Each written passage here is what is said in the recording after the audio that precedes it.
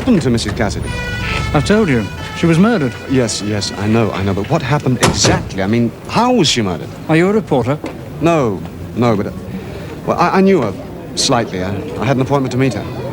When, this morning? Yes, at 11 o'clock. Tell me about this appointment, sir. Well, I'd arranged to meet her at the cafe just across the road there. She telephoned a friend of mine last night, and... Look, you still haven't answered my question. How was she murdered? She was shot. Mr. Brown was in the dark room at the back of the premises, and by all accounts, he suddenly heard a shot. He found Mrs. Cassidy lying on the floor near the counter. She was dead. When did all this happen? About 20 minutes ago. This gentleman had an appointment with Mrs. Cassidy. Oh, indeed. They're supposed to meet in Fletcher's. Oh, was Mrs. Cassidy a friend of yours, sir? No, she worked for Sir Arnold Wyatt. She was his housekeeper. We know that, sir, but was Mrs. Cassidy a friend of yours? No, she wasn't. She telephoned me last night and said she wanted to see me. My name is Matty, by the way, Peter Matty. I'm a publisher. I live in London. I keep a boat down here, though, and several weeks ago I had occasion to visit Sir Arnold and Mrs. Cassidy. Oh, look, this is impossible. We can't talk here. Yeah, I agree, Mr. Matty. Let's all go down to the station. Have you got a car? Yes, I have. Perhaps you get it and follow us down there, sir, right? Yes, all right.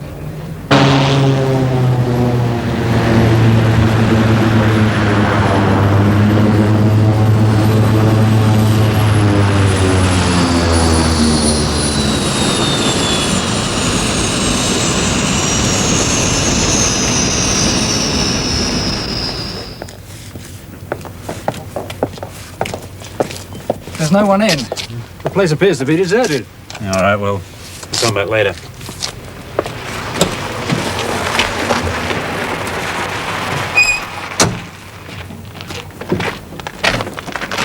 Sir Arnold Wyatt. Yes?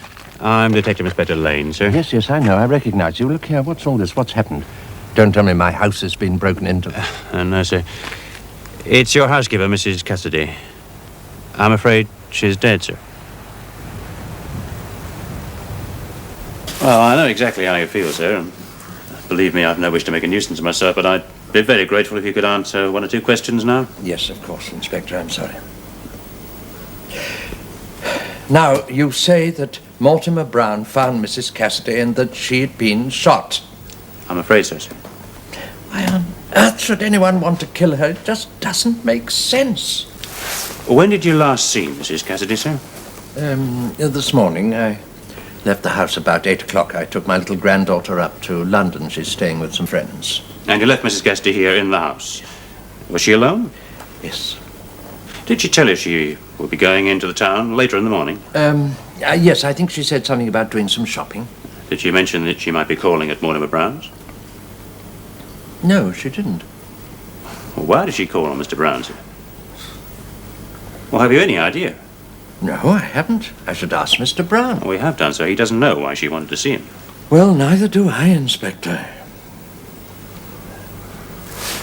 Just one more question, sir, then we'll leave you in peace. Did you know that Mrs. Cassidy had an appointment this morning with a man called Peter Matty? No, I didn't. You know Mr. Matty, sir? Oh, yes, he's a publisher. He came to see me about... But what makes you think that Mrs. Cassidy had an appointment with him? Well, according to Mr. Matty, your housekeeper phoned him last night and asked to see him. They arranged to meet this morning in Heatherdown. It's news to me. I certainly knew nothing about this appointment. Thank you, sir. I really do appreciate what you're doing. So you should, because I'm dead against it. Why? Well, I don't like the fact that your flat was ransacked, and I don't like the fact that shortly after she contacted you, Mrs. Cassidy was murdered. In other words, you think something unpleasant could very easily happen to me? If you continue to become involved in this affair, yes, I do. If you don't want to go ahead with this, I mean, just say so. There'll be no hard feelings, I assure you. No, I'll go ahead with it. Sir Arnold's far more likely to confide in you. If he has anything to confide. You want me to try and find out whether he knew about your appointment with Mrs. Cassidy? And if he did know, what it was all about. Well, we'll see what we can do.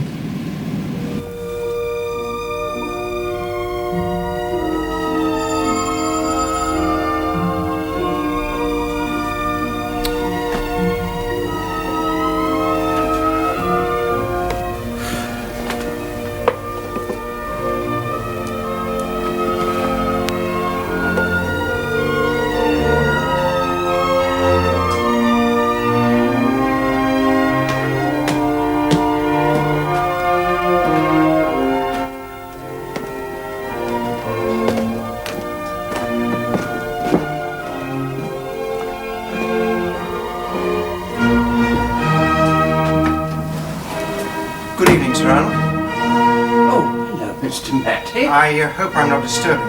No, not at all. Could you spare me a few minutes? Of course, yes, please do come. Thank you.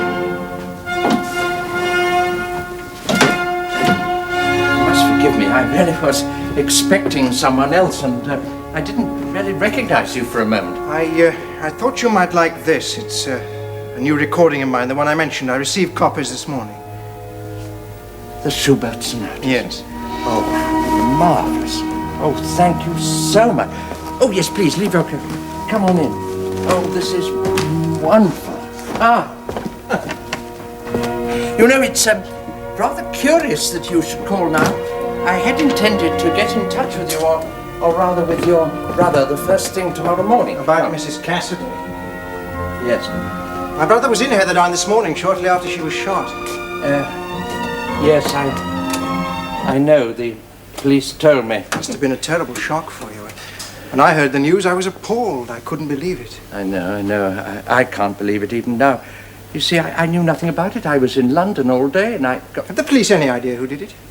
No, I don't think so. At least if they have, they certainly haven't confided in me. It's utterly and completely beyond my comprehension why anyone should want to kill her. I mean, she... No, please, do come and sit down, please, Mr. Mackey. Thank you. Look, can I have you a drink? Oh, yes, thank you. Whiskey, all right? Oh, lovely, yes. Good. And, water, Mr. Just a little. Well, how's your brother? He's well, I hope? Yes, he is, but he's rather bewildered at the moment and a little upset. He had an appointment to see Mrs. Cassidy. That's why he was in Heatherdown. Yes, I know. You knew about the appointment? Yes, the inspector told me, and I must say I was very surprised. I had no idea that Mrs. Cassidy and your brother were acquainted. I don't think they were. Mrs. Cassidy telephoned Peter, or rather she left a message for him, asking him to meet her in Fletcher's tea rooms. I wonder why she did that. She said she wanted to explain about the photograph. Well, I can only assume she meant the photograph of your daughter, the one in Mortimer Brown's window, the one that Peter mistook for Phyllis Dussault. No, I find this very strange. Was this the first time that Mrs. Cassidy had contacted your brother? As far as I know. Sir Arnold, forgive me, but... Did you discuss my brother with your housekeeper? Did you tell her what happened that morning we went to Mortimer Brown's? Yes, I did. And what was her reaction? Well, I think she thought he was imagining things, that he'd become so obsessed with this woman that he was... Unbalanced? Yes. Is that what you think? Oh, Mr. Matty, I don't know what to think. I'm so bewildered by this turn of events now. My poor Mrs. Cassidy. Look, I oughtn't to say this to you. I promise not to breathe a word to anyone, but I've simply got to confide in you. 24 hours before I first met your brother, a man called Osborne telephoned me and saying he wanted to see me urgently. When I asked why, he said he wanted to talk to me about a very old friend of mine, Norman Dussault. Was Dussault a friend of yours? Yes, he was. But that's not what you told Peter. You told Peter that you've never heard of him. No, I know what I told your brother, but please, listen to what I've got to say.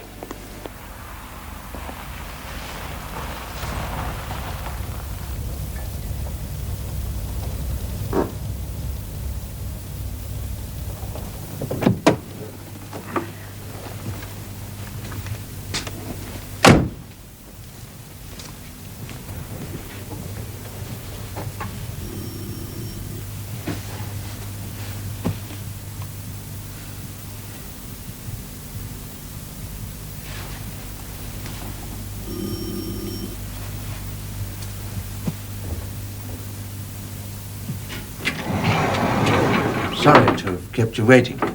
Good evening, Sir Arnold. I'm a little late. I think I said 8 o'clock.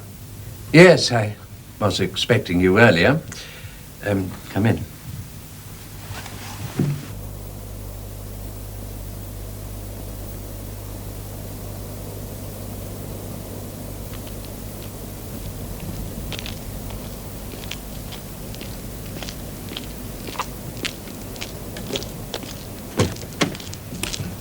You've been a hell of a time. I was getting worried. Did you see Wyatt? Yes, I did. Not only Wyatt. What do you mean, not only Wyatt? Who else did you see? The man you told me about. The man in the pub, the one who spoke to you. Osborne? Yes, Julian Osborne. He arrived shortly after I did. Is he a friend of Wyatt's? No, not exactly. Well, what was he doing there? Let's get in the car, Peter. Claude, who is this man? He's with Scotland Yard, attached to the special branch. All right, I accept who you are. And what you are. Now let's get to the point. Which particular point have you got in mind, sir? My brother told me you wanted to have a talk with me. Yes, I thought that perhaps under the circumstances it might be a good idea, but I'm beginning to doubt it. Mr. Matty, I realize that you've been extremely worried just recently, and I must admit to a certain extent I've been responsible, but believe me, no one's been trying to make a fool out of you, as you seem to be suggesting. Well, from my point of view, Now be sensible, sir. Sit down and listen to what Sir Arnold and I have to tell you. You sure you won't have a drink, Mr. Matty? Thank you, no. Many years ago, I befriended a young man called Norman Dussal. He was the only son of a very dear friend of mine. Now, Norman was a very clever and ambitious boy. As soon as he was 21, he emigrated to America, and he made a big success there in journalism. He wrote a weekly newspaper column which was widely syndicated. But about 7 or 8 years ago, his work deteriorated somewhat, and the column was discontinued. But during his career, as you can imagine, he met a large number of important people. Presidents, prime ministers, ambassadors, film stars, business tycoons, he met them all. And of course, he gleaned information from them. Confidential information about their private lives. And in recent years, I regret to say, he made use of that information. You mean blackmail? Yes, Mr. Matty, blackmail. Now, about 7 years ago, a young man called Martin Clifford came to see me. He was a freelance American journalist, and he brought a letter of introduction from Norman, whom, incidentally, I hadn't seen since he emigrated.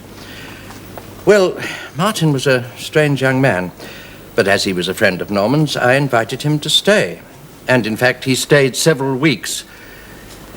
And eventually, I regret to say, he married my daughter. Go on, Sir Arnold. Well, I never liked Martin.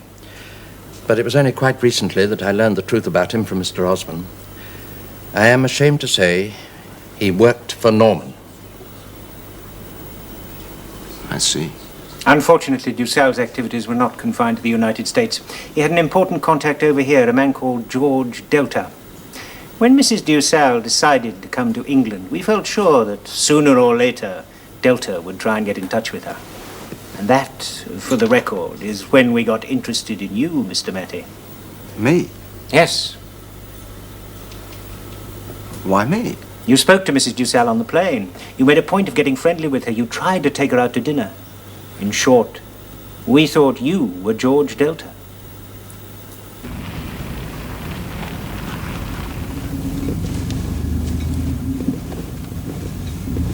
You're sure he's expecting me? You've asked me that question before. I know. I'm quite sure. I imagine he'll take you out to lunch. We'll pick you up at about 3 o'clock. Well, supposing he doesn't? They will both be disappointed. Believe me, Peter, I never thought for one moment that you were involved. And I told Osborne so the first time we met. But he just wouldn't believe me. He must have asked me 100 times what we talked about the day you brought me down here. He thought I worked for your husband. Yes, but I was know.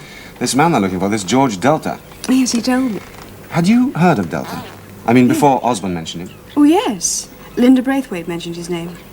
We were in Geneva one evening having a drink, and suddenly, out of the blue, she asked me if I knew him. Did you tell Osborne this? Well, I didn't have to. Well, what do you mean? Linda worked for Osborne.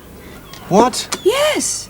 That's why she became friendly with me in Switzerland and why she followed me back to London. Look, you see, I had certain tape recordings and letters belonging to Norman, and they were worried that, well, they thought that I was going to hand them over to you. Or rather, George Delta. I see. You know what happened to Linda Braithwaite? Yes, I know. I was actually staying with her the day she was murdered. Well, she'd been to a meeting at Scotland Yard, and she was on her way home when Delta picked her up. Or at least that's the theory. You say you were staying with her? Yes. It was Osborne's idea that I went into hiding. He was worried about my safety, and he said that until they'd identified Delta, my life was in danger. Oh, he was very persuasive, Peter. I really had no alternative. When did you first meet Osborne? Oh, the day I came down here, the day I borrowed your car. You remember I spoke to Sir Arnold Wyatt on the phone and he invited me to spend the weekend with him.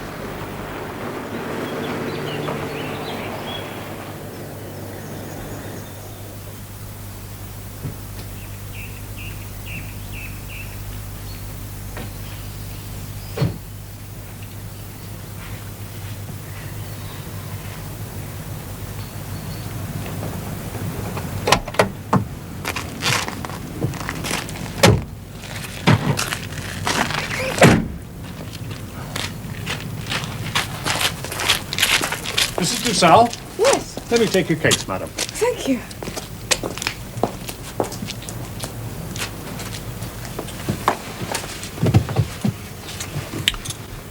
Have you driven far? No, just from... No, not very far. Would you tell Sir Arnold that Mrs. Dussal has arrived? Yes, certainly. Please come in. Thank you. It's quite all right. I'll take care of your case, madam. You go right ahead.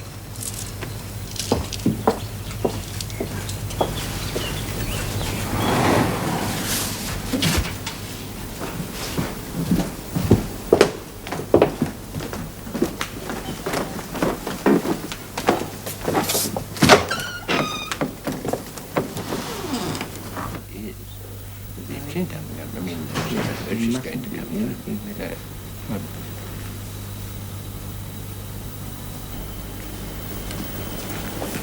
Mrs. Dussal. Yes. I'm Sir Arnold Wyatt. How do you do? Come along.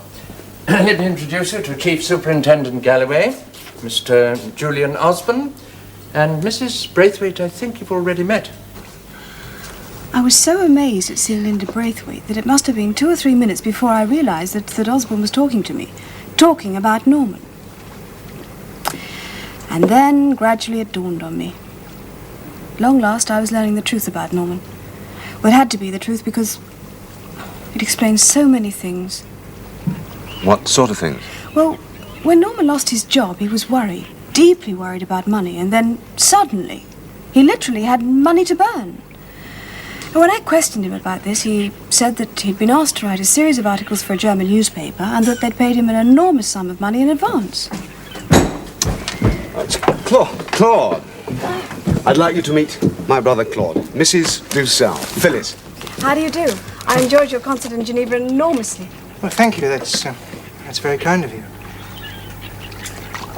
What have you been doing? Buying up the village? Yes, very nearly, yes. Phyllis and I are going out to lunch. Why don't you come and join us? Well, thanks, Sir Robert. I've got 1 or 2 things to do. We'd love you to come. No, really, I've got a couple of letters to write and...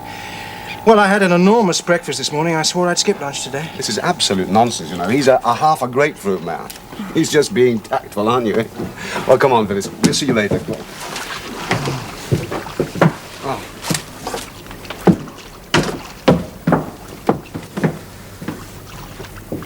Oh, hang on. Forgot my keys. What do you think of her? What? I said, what do you think of her? Oh, she's better looking than I expected.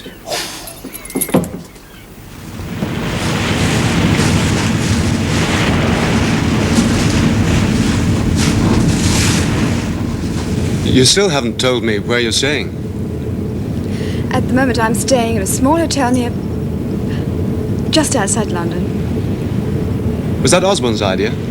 Yes, it was. He made me go into hiding. He was frightened that you, or rather George Delta, might try and contact me. Apparently Delta was under the impression that I may have information which could be of value to him. Information you got from your husband? Yes. Have you? No, I haven't. Peter, I'm sorry I can't tell you the hotel where I'm staying. I promised Osborne I wouldn't tell anyone, not even you. And I don't want him to think that I got... It's all right. I understand perfectly. How am I going to get in touch with you? When are you going back to London? Oh, probably the day after tomorrow. I'll phone your office first thing Monday morning. Make sure you do. Hello. Oops. Well, if appearances are anything to go by, your lunch was a great success. Very much so. When are you seeing Phyllis again? Oh, next week. She promised to ring me on Monday. Why the Caseys? Oh, damn nuisance. I was just going to tell you. My agent telephoned. I've got to go to Scotland. I should be back Monday or Tuesday. Scotland? What, are you giving a recital? Well, no. As a matter of fact, I'm trying to get out of giving one, but they won't take no for an answer. Will you drive me to the ferry? Yes, of course. What are you doing, flying up? No, I managed to get a sleeper. But look, tell me about your lunch. What happened? Did Phyllis explain about Harley Street in the taxi? Yes. Well, as you know, Osborne for some time laboured under the delusion that I was George Delta. Well, Phyllis, of course, wasn't convinced of this. In the end, they decided to test me out. The scene in Harley Street was watched by Special Branch. Fortunately for me, my behaviour was enough to prove that my interest in Phyllis was of a purely personal nature. Later on, at Osborne's instructions, she telephoned and, not to put too fine a point in it, gave me the brush off. Yes, but if I remember rightly, after she telephoned... Sorry to disturb you, Mr. Matty, but these books arrived by the second post. I thought they might be important. Thank you, Mrs. Finner. That's very kind of you. And your phone call, sir, was £6 4p. I checked with the operator. 6 4 5 6 4. Thank you very much, Mrs. Finton. Thank you. £6? Yes, Scotland. I was talking for ages. You must have been. Mr. Matty? Yes. Your ticket's ready for you, sir. Flight AZ279, first class to Rome. Checking in time 1920. And I believe you asked for an open return, sir. Yes, that's right. Do you have your passport? Yes, I have. May I pay by cheque, please? Yes, of course, Mr. Matty. Siamo molto occupati.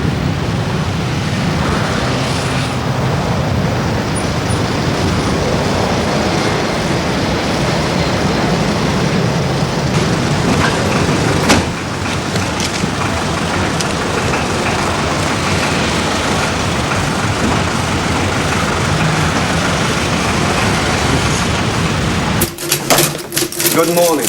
Morning. Stuck in a traffic jam for the last 25 minutes. I thought I was never going to get here. You should try walking. There's a pile of letters on your desk, and there's been at least half a dozen phone calls. Don't suppose Mrs. Dussau rang, did she? Yes, about 2 minutes ago. You just missed her. Oh, damn. Is she ringing back? No. She wanted to know if you could have lunch with her. Damn. I said you could. Here's the restaurant, 1 o'clock. Molly, you're a treasure. Oh, my goodness. Oh, and Mr. Lerner's trying to get hold of you. He's rung twice already. Max Lerner? Yes. Is he in London? I think so. It sounded like it. What does he want? He wants to see you. Sometime today, if possible. He says it's important. Very important. He's ringing back. Thank you, Molly.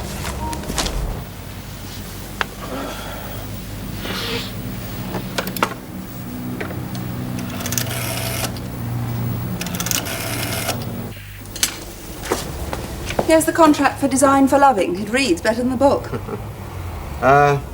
Was it a call from Scotland? Scotland? From my brother. He said he was going to ring and tell me when he was coming back. No, afraid not. Matty Publications?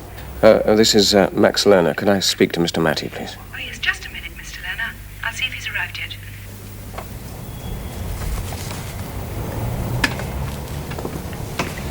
Hello, Max. This is a surprise. I thought you'd have gone by now. No, I'm still here. Look, I'd like to see you. Could we have lunch together? Today?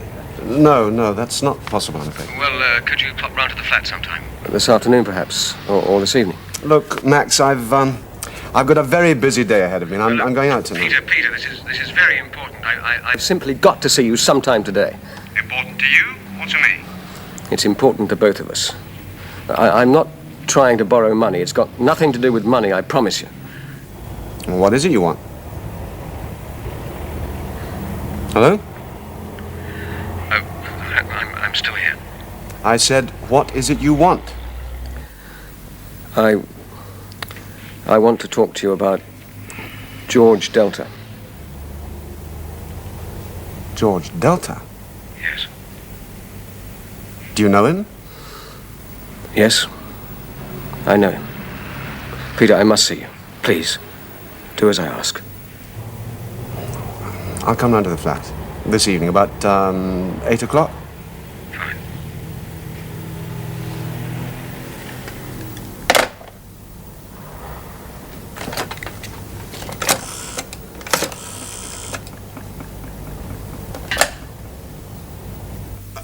More coffee, madam? No, thank you. Sir? Yes, please, thank you.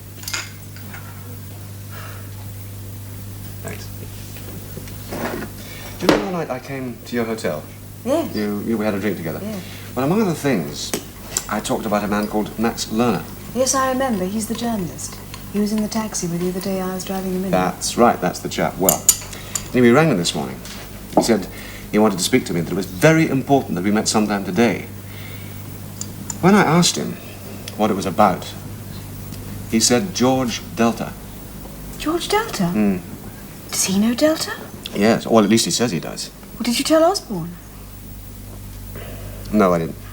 Peter, you should have Yes, done. yes, I know I should have. I was going to, honestly, but then, well, I even started to ring him, but at the last minute I changed my mind. Why? Well, I thought I'd better see Max first and listen to what he's got to say. I don't know, maybe I was wrong. Anyway, I'll ring Osborne this evening. Well, when are you going to see this man, Lerner? Tonight. Look, would you like to meet me afterwards and I'll tell you what happened? Well, yes, I'm certainly curious. Great. Well then, why don't we meet back here? No, that's not such a good idea. Oh, now let me see. I'm seeing Max at 8 o'clock. I'm just not sure how long it'll take. I think the best thing is to meet back at my flat. I'll give you a key, so you can let yourself in case you get there first. Right. Here's my address. It's very easy to find. Take care.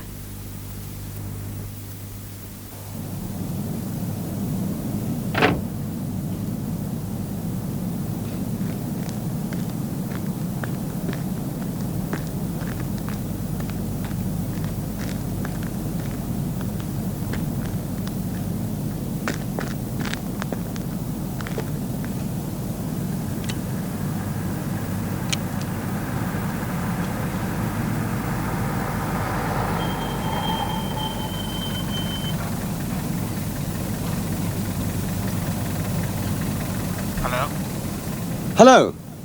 It's Peter, Max. I'm coming up.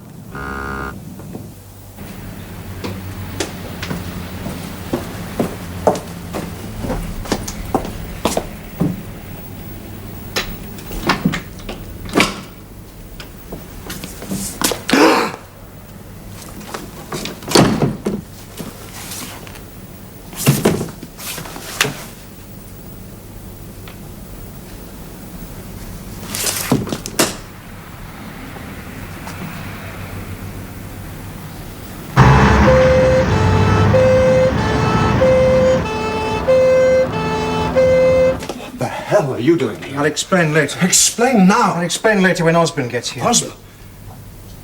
You've called the police. Well, yes, of course. Well, Peter, you don't think I had anything to do with this? I mean, you don't think I killed him?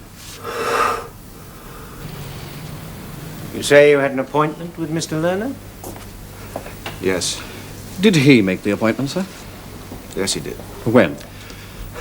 Well, he telephoned my office first thing this morning and said, just said that he wanted to speak to me. He said that the matter was urgent, and so I agreed to come round here at 8 o'clock.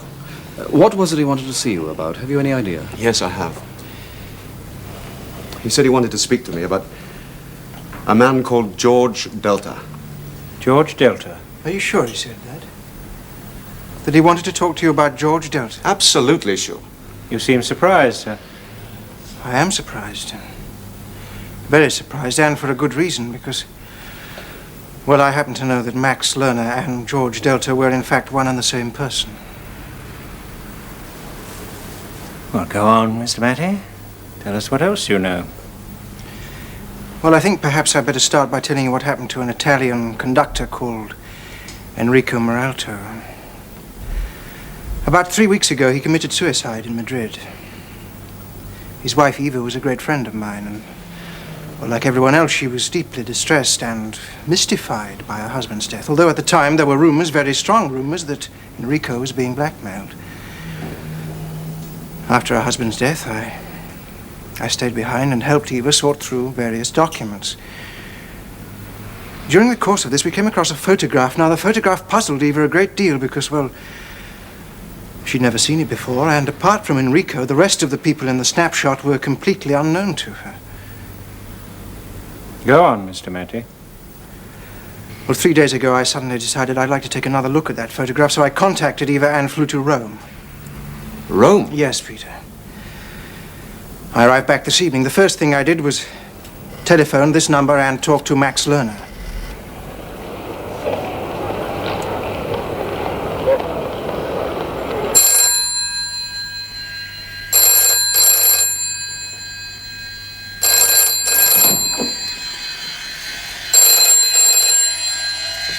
Seven 23662.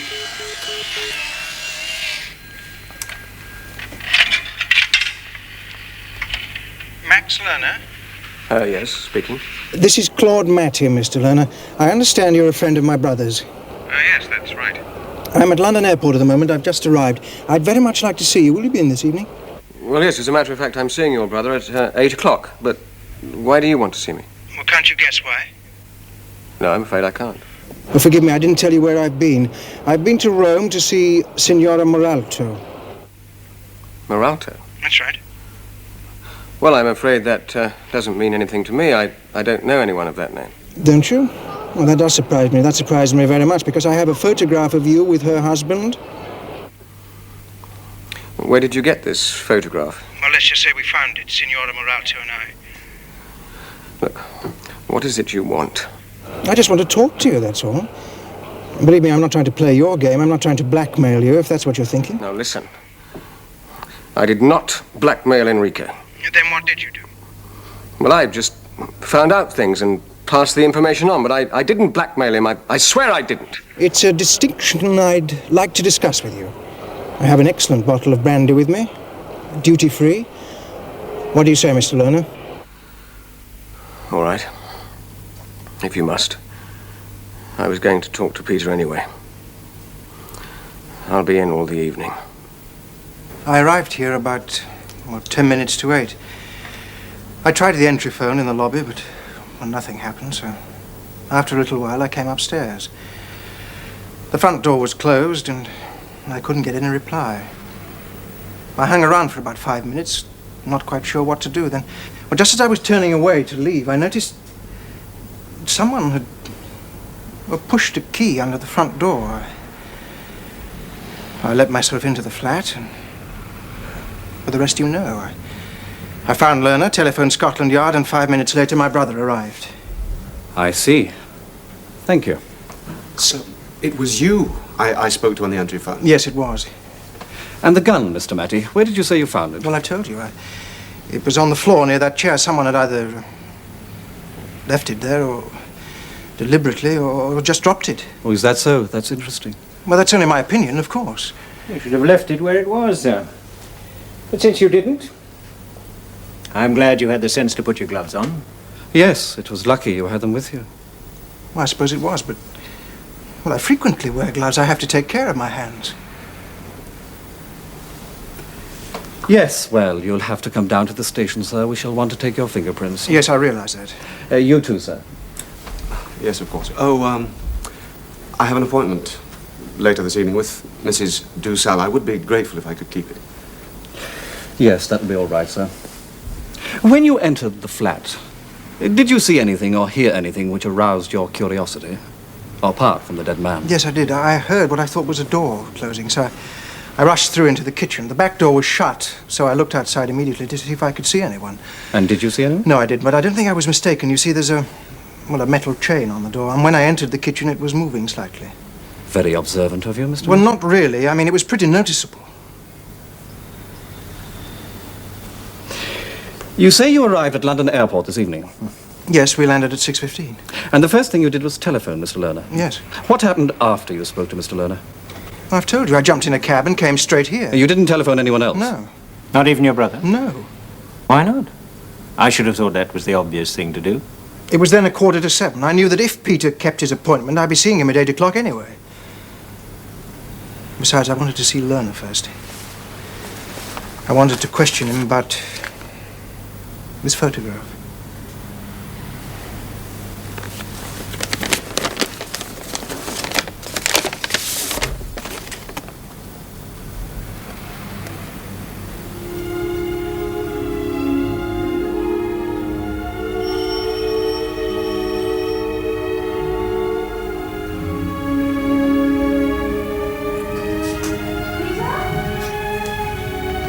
Phyllis, come in. I didn't think you were here. I'm sorry. I was miles away. I heard the bell, but I just didn't realize it was the front door. What's the matter? You look worried. Has something happened? Yes. Let me get you a drink. No, thank you. I don't want a drink. Just tell me why you're so worried. Will something happen tonight? Max Lerner's dead. He's been murdered. When? Tonight, just before I got to his flat. You mean he was actually dead when you got there? The body was in the hall. He'd been shot. Oh, terrible. Well, do the police have any idea who did it? I don't know. It's difficult to say. Well, surely they don't think you had anything to do with it. Well, I don't know. No, I don't think so. My brother was there. He was in the flat when I arrived. Apparently, he phoned up Max earlier in the evening and made an arrangement to meet him. At least that's what he says. That's what he says? Does that mean you don't believe him? I don't know whether to believe. He told the police such an extraordinary story. I don't know what to believe. Well, was your brother a friend of Max Lerner's? No. Well, then why did he want to see him? It's a good question. It's a question I've been asking myself all evening. 3 days ago, Claude said he was going up to Scotland on business. Now it transpires he didn't go to Scotland at all. He went to Rome instead to see a friend of his, a Signora Muralto. Muralto? Yes, have you heard the name before? Oh, yes, I think I have. Her husband was a conductor and he committed suicide. That's right. I remember reading about it. It happened in Madrid. No, well, You expecting anyone? no. Excuse me.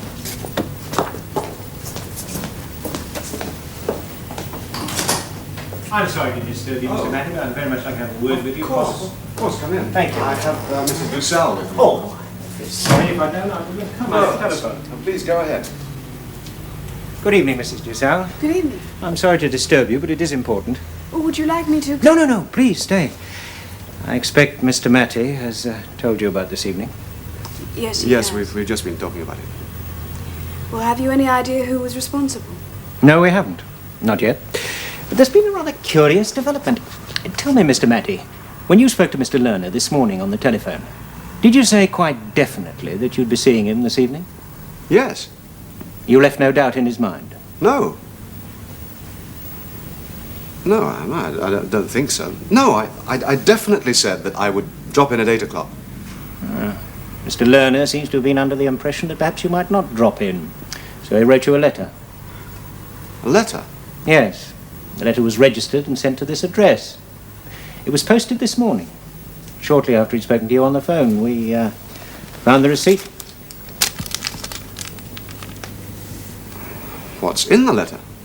Well, your guess is as good as mine, but I shall be surprised, very surprised, if it doesn't contain interesting information.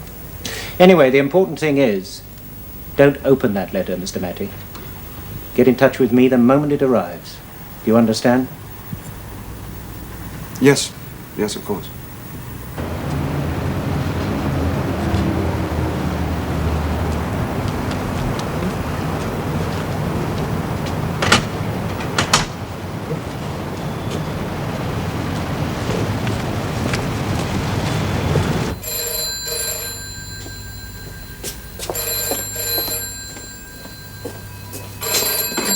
Hello. Good morning, Mr. Matty. Osborne here. Oh, hello. I'm afraid the post hasn't arrived yet. No, I know it hasn't. Don't worry, it will. Is your brother still with you? No, he went out about, half an hour ago. Will he be coming back? Well, not for some little time, I don't think. Why? I see. Are you alone? Yes. Please, get a chair and sit down. I want to talk to you. It's all right. Go ahead. Get the chair, Mr. Matty. I think you'll need it. Good morning.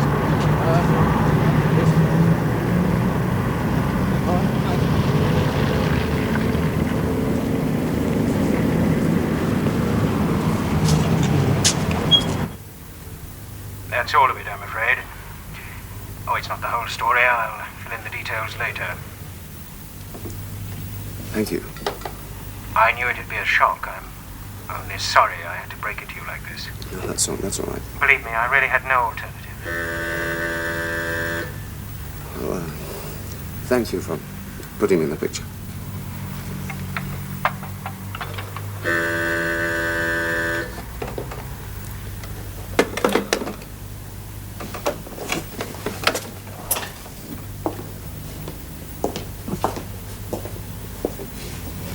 Hello? Morning, sir. Registered letter. Could you bring it up, please?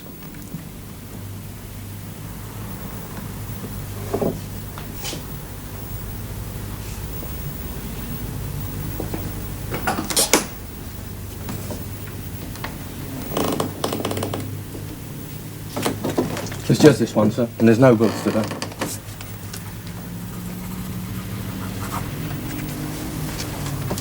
Thank you. Thank you.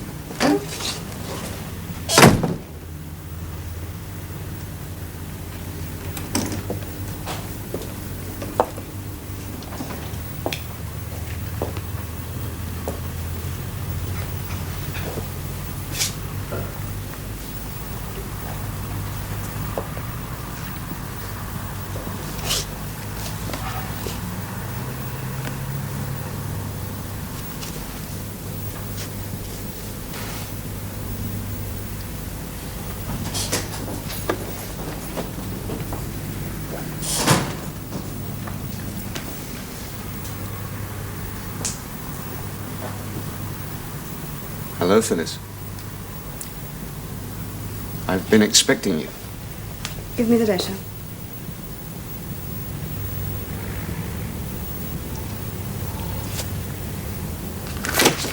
Just give me the letter. You will have it all in good time. But first, we talk. There's nothing to talk about. Just give me the letter. What happened the night your husband disappeared?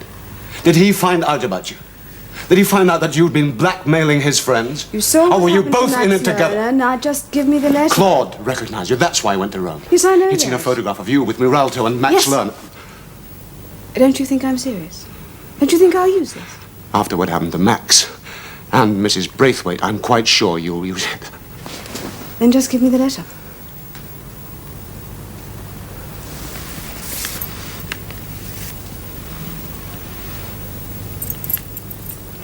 And here are your keys.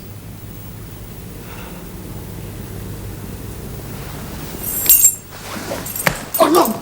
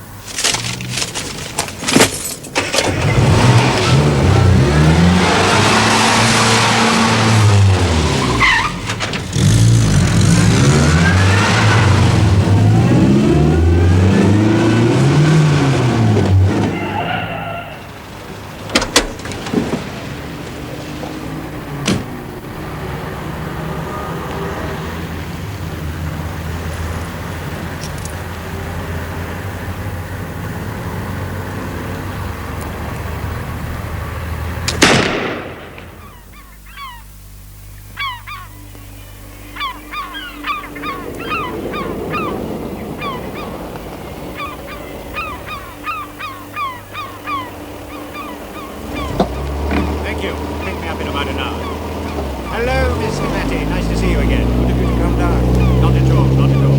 You look well, I must say. How's your brother? Well, physically, he's complete. Well, I suppose no man likes to think he's been made a fool of. Ah, you don't have to tell me that. I'm afraid I haven't exactly come out of this affair with flying colours. Oh, I wouldn't say that. Well, I would. Unlike my colleague, Mrs. Braithwaite, I was taken in by Phyllis Dussel, utterly and completely. In fact, if you hadn't recognised her, God knows what would have happened. Well, I must say, at the time, I wasn't 100% sure. I'm more than grateful for all the help you gave us. We all are. Incidentally, you'll be interested to know I've had several conversations with my opposite number in Marseilles. He tells me they never really believed Phyllis Dussel's story. Of course, it's true that her husband collected dolls of various nationalities. It was his hobby. But the French have always suspected that their rows about something quite different. You mean Phyllis invented the story about the doll being in the bathroom in order to substantiate her statement and to divert suspicion from herself? Yes, and she used the same technique over here. Oh, she planted a doll in your brother's apartment. Immediately after, Mrs. Braithwaite was murdered. How do you know she planted the doll? I'd dearly like to tell you it was a matter of simple deduction on my part. But alas, that wouldn't be true. Mortimer Brown told me. Mortimer Brown? Yes. We picked up Mr. Brown yesterday afternoon in Belfast. And he talked? Yes. He didn't have much choice, Mr. Matty. We're charging him with the Cassidy murder. I only hope it sticks. After Phyllis got rid of her husband, she took complete control of the organisation. She'd been working with him for some time, of course. She knew most of their contacts, the people who supplied them with photographs and information. You mean people like Max Lerner and Mortimer Brown? Yes, and Sir Arnold Wyatt's son-in-law. Incidentally, I don't know whether you realised it or not, Mr. Matty, but she was hoping to find out something about you. About me? Yes, that's why your flat was searched. But why was the photograph of Phyllis in Mortimer Brown's window? Well, Phyllis had never met Brown. She wanted to be absolutely sure that he was willing to cooperate. The photograph signified he was. As soon as she saw it, she telephoned for an appointment. And Brown simply replaced her photograph with the one that had been in the window originally. That's right. Unfortunately, Mrs. Cassidy happened to be in the shop when Phyllis was telephoning and overheard part of that conversation. She made up her mind to tell you about it, Mr. Matty. Brown warned her not to. She took no notice of him. The rest you know.